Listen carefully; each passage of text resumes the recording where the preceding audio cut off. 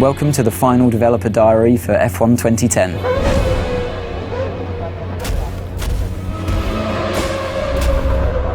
At the beginning of the game, you don't start off as a test driver, you start off as a driver that's managed to secure a seat in a team at the beginning of the year. You know, in the real world, before you go to a track, before you start the season, you're fully aware with your team what the expectations are. Depending on the kind of difficulty level that you've selected, that determines the teams that are open to you at the beginning of the game. You always, as a driver, want to be beating your teammate. That really elevates you in the team. It also alerts the other teams to your ability. The garage is a key location in the game. You've got your animated crew working on your car, your race engineer feeding you intel. You've actually been lucky enough to have real race engineers get into the motion capture suits and really just perform the tasks that they do day to day. And that really is a great sensation when you come in there and you see your whole team around you and you really feel a part of that atmosphere.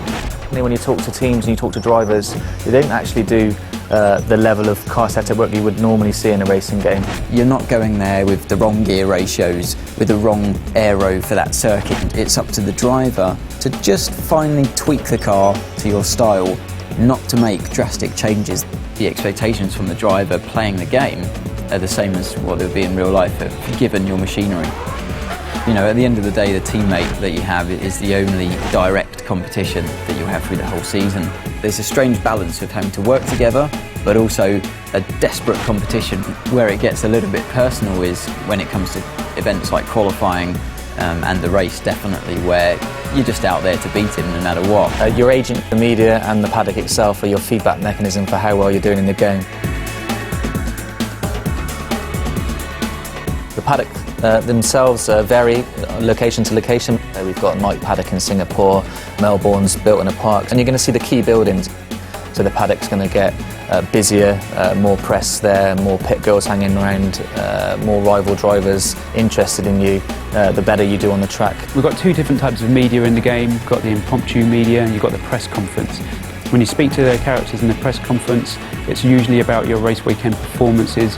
They're not so sensationalist. It's an easier ride for you, definitely, but it's still a moment of celebration. Impromptu characters hanging around the paddock lane, they're always willing to take your first comments when you come out of practice, qualifying and race. The hardest thing, I think, is that if you've had a bad result, then you have to speak to the media and you have to remain calm and always say the right thing. You have to be a little careful of what you say to the media. Sometimes you'll say things in the heat of the moment. You're the only one that you can blame at the end of the day if you slip and open your mouth and say something you shouldn't have.